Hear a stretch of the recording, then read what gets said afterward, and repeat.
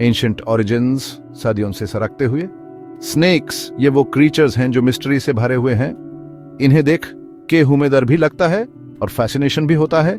लेकिन ये क्रीचर्स आए कहां से? स्नेक्स का एवोल्यूशनरी हिस्ट्री बहुत लंबा और इंटरेस्टिंग है। साइंटिस्ट का मानना है कि ये लिजर्ड से इवॉल्व हुए हैं करीब 100 मिलियन ईयर्स अगो। ये वो टाइम था जब डिनोसॉर्स का राज था, जिसे हम लेट क्रिटेशियस पीरियड कहते हैं। शुरुआती स्नेक्स अपने एंसेस्टर्स द लिजर्ड्स से काफी हद तक मिलते जुलते होंगे, लेकिन एक चीज उनमें अलग थी, उनके शरीर लंबे थे और उनके पैर नाहीन थे। लाखों साल तक स्नेक्स इवॉल्व होते गए। आज हम जितने भी तरह के स्नेक्स देखते हैं, यह उसी एवोल्यूशन का रिजल्ट है। दुनिया भर में 3000 से भी ज्यादा स्पीशीज के स्नेक्स पाए जाते हैं। यह हर जगह रहते हैं, चाहे वो ट्रॉपिकल रेन फॉरेस्ट्स हों या फिर सूखे deserts. Scales of time, fossils की कहानियां और उनके जायंट एंसेस्टर्स। फॉसिल्स से ह्यूमन स्नेक्स की एवोल्यूशन के बारे में बहुत कुछ जानने को मिलता है। पैलियोंटोलॉजिस्ट्स ने स्नेक्स के बहुत सारे फॉसिल्स खोज निकाले हैं। कुछ फॉसिल्स तो 100 मिलियन ईयर्स पुराने हैं। इन डिस्कवरीज से हम स्नेक्स के एवोल्यूशन को समझने में सफल हो पाए हैं। टिटानोबोआ सेरेजोनेंसिस का फॉसिल स्नेक्स के सबसे इंप्रेसिव फॉसिल्स में से एक है।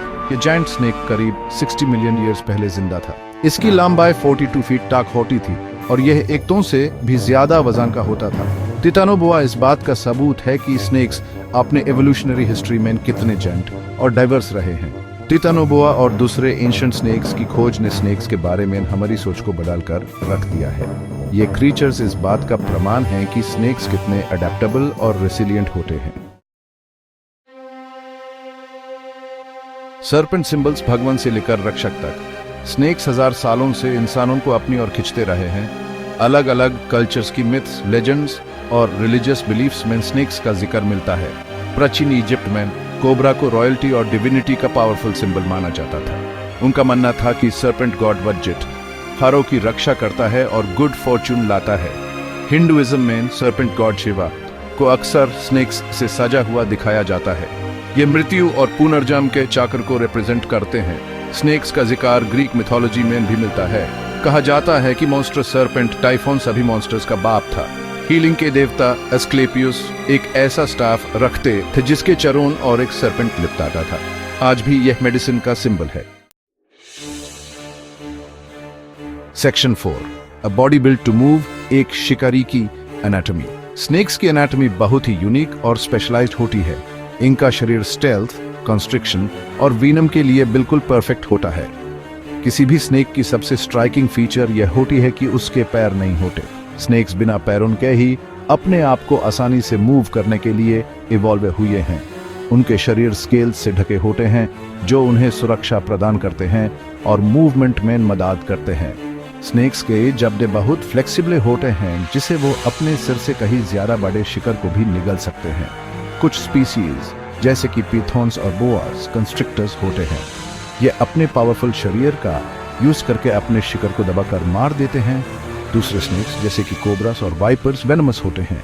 ये अपने शिकार में अपने हॉलो फैंग्स के थ्रू वेनम इंजेक्ट करते हैं।